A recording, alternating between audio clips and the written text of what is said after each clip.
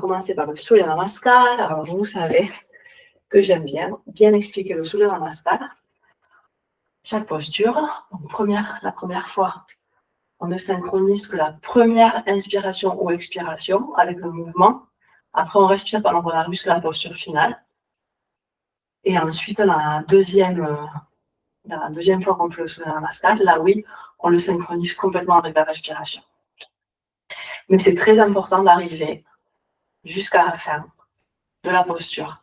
Avec la pratique, on arrive parfaitement à arriver jusqu'à la fin de la posture, arriver, disons, à la posture finale, avec une inspiration ou une expiration. Mais ce n'est pas facile. Et c'est important dans le Surya Namaskar d'arriver à la posture finale. C'est pour ça que j'aime bien le pratiquer. Le premier tour qu'on fait, d'arriver jusqu'au fin de la posture. Mais je vais essayer que ça ne dure pas trop longtemps. Donc, je commence au début du mat, à l'avant du mat. Et ici, je contacte avec le sol. Je suis en Tadasana, la posture de la montagne. Corps actif, jambes des pieds ancrées au sol. Très bien. Et je commence mon Surya Namaskar par une inspiration dans laquelle je vais accueillir. Abondance. Avec l'inspiration, j'ouvre grand les bras, j'ouvre grand la poitrine. Et avec l'expiration, je vais amener mes mains jointes au centre de ma poitrine. Et là, je baisse un petit peu mon visage. Je lâche humilité ici. J'expire complètement. J'inspire, je lève mes mains vers le ciel. Le corps reste en Tadasana, je ne cambre pas le dos. J'aligne juste mes bras avec le reste de mon corps. Mes doigts cherchent le plus loin possible. Mes doigts vont chercher le ciel, mais mes épaules restent en bas. Et mon regard va entre mes mains. Mais je ne fais pas tomber la tête à l'arrière. Comme ça, non, ma tête se maintient. Et si jamais j'ai envie de mettre la tête un petit peu en arrière, il faut que je m'assure que mes bras suivent ce mouvement, que mes épaules sont là pour maintenir mes cervicales. Que ma tête ne tombe pas, elle est supportée. Très bien.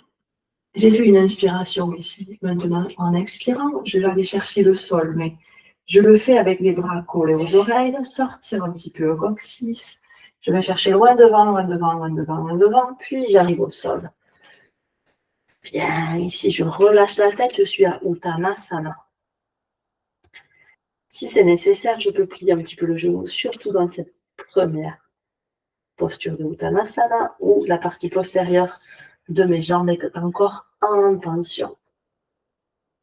Surya Namaskar fait aussi partie de l'échauffement, donc on se fait pas mal ici. On ne pousse pas trop les étirements. Ok, même au sol. Tête qui tombe, coccyx qui cherche le plafond. Uttanasana. Attention, j'inspire, le pied droit va loin en arrière. J'étire ici. Talon droit va chercher le mur arrière, genou gauche va chercher le mur avant. J'étire ici. La jambe arrière est bien tendue. J'essaye de ne pas trop arrondir le dos. Je peux mettre mes mains en pyramide sur le sol. J'ai fait une inspiration ici. Je vais la retenir et je vais aller à la planche. Voilà, je reste à la planche 2 secondes si je peux. Et quand je commence à expirer, je vais poser mes genoux au sol. Je vais cambrer mon dos. Pas important pour arriver à Ashtangasana.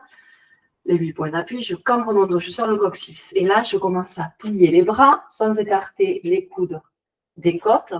Et je vais aller poser ma poitrine, puis mon menton au sol. Ashtangasana. Dans cette posture, je m'assure que mon expiration est totale. Et je vois l'humilité, je sens le contact de mon cœur avec la Pachamama, avec la planète Terre.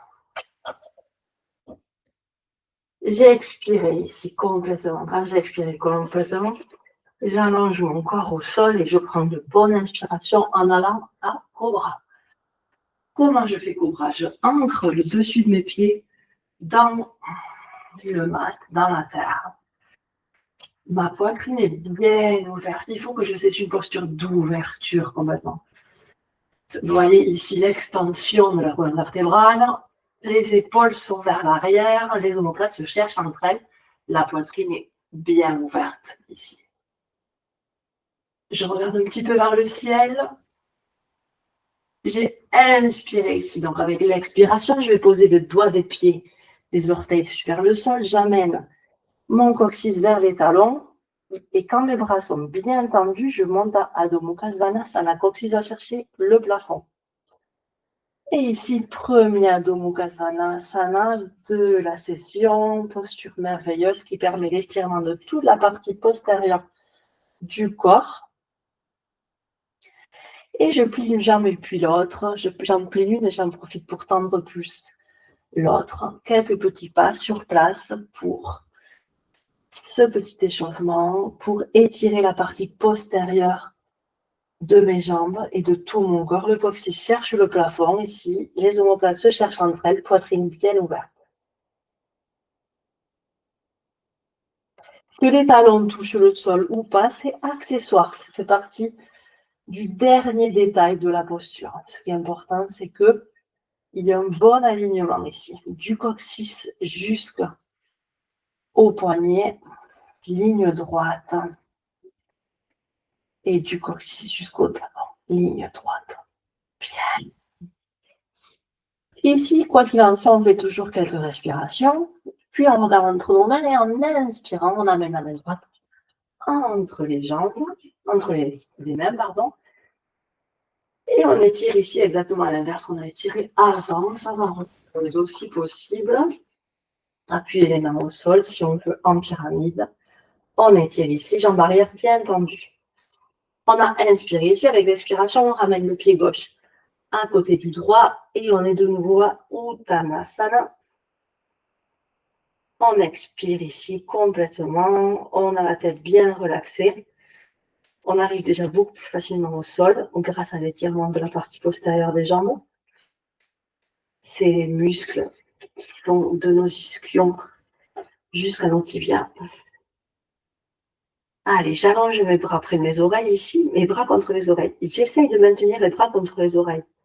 Et je vais aller me relever en inspirant. Pour ce faire, je peux plier un petit peu les jambes, je sors le coccyx, j'inspire. Et puis j'expire en joignant mes mains et en les amenant contre mon cœur. Puis je relaxe. Très bien, on va faire l'autre côté. Un tout petit peu plus rapide. Tadasana, posture de la montagne. J'inspire abondance, j'expire humilité et gratitude. J'inspire. Mes mains vont chercher le ciel et le regard va entre mes mains. Les épaules sont vers le bas. J'expire. Je vais descendre vers le sol. Les mains collées aux oreilles. Je fais un grand cercle avec le bout de mes doigts et j'arrive au sol. Je pose les mains. Je pose les mains au sol. J'y arrive sûrement bien, mais maintenant que c'est déjà le deuxième tour. Allez, j'ai fait une expiration ici. Je suis à Uttanasana et maintenant avec l'inspiration, j'amène mon pied gauche. Voilà en arrière, je tends ici, jambe gauche bien tendue, dos droit. J'ai fait une inspiration, je la retiens, je vais à la planche. Je retiens ici le temps que je peux, puis quand j'expire, je pose mes genoux, ma poitrine, mon menton, je cambre le dos, je sors le coccyx, j'aplatis la poitrine et le menton contre le sol, je sens le contact de la Pachamama. 8 points d'appui. J'ai expiré complètement, donc je prends une grande inspiration en montant au cobra, poitrine bien ouverte, dessus des pieds ancrés au sol. Épaules en bas, omoplate se cherche entre elles. Je regarde vers le ciel.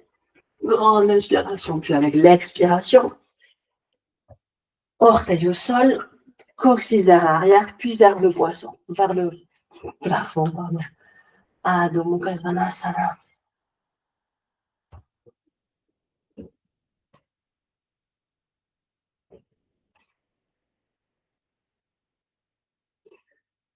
Ok. Quelques respirations ici, quelques petits mouvements pour accentuer cet étirement de toute la partie postérieure du corps.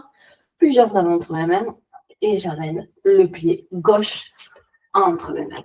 Grand étirement ici, jambe droite bien tendue, dos droit. Je sens l'étirement à la partie intérieure des cuisses. Ouverture, grande ouverture ici. J'ai inspiré ici, donc avec l'expiration, j'amène mon pied droit à côté du gauche et je profite de cette Uttanasana pour tout relaxer. La fontanelle, regarde vers le sol. Les bras sont relaxés, le cou est relaxé, la tête est lourde.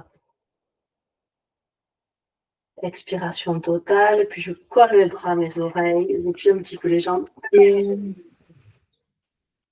j'inspire en me relevant, puis j'expire. Je descends, je me relaxe.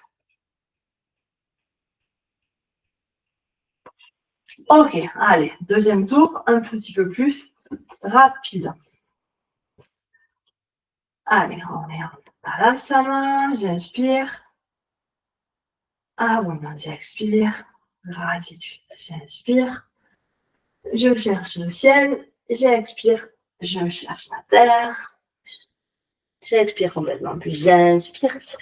Pied droit loin en arrière. Je retiens ici et je vais à la planche. J'expire.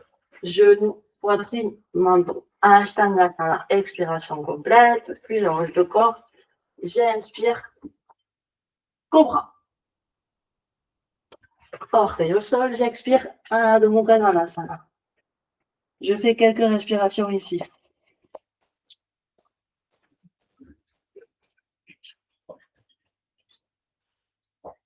Bien. C'est une posture qui fait du bien. Elle est semi-inversée. Donc, cela veut dire que mon cerveau et mon cœur s'oxygènent.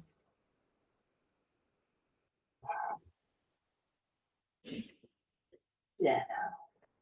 Je regarde entre mes mains. J'inspire. Pied droit entre les mains. J'expire. Pied gauche, Uttanasana, je relaxe. J'inspire, je me relève. J'expire. Namaste. Côté droit. Inspiration, abondance. Expiration, gratitude.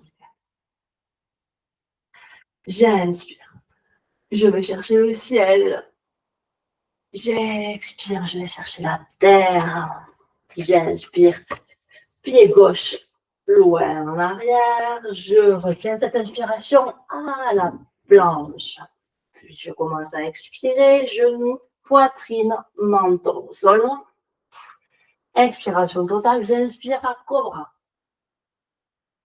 Et puis je vais à Adho Mukha Svanasana en expirant. Et je fais ici 3 respirations.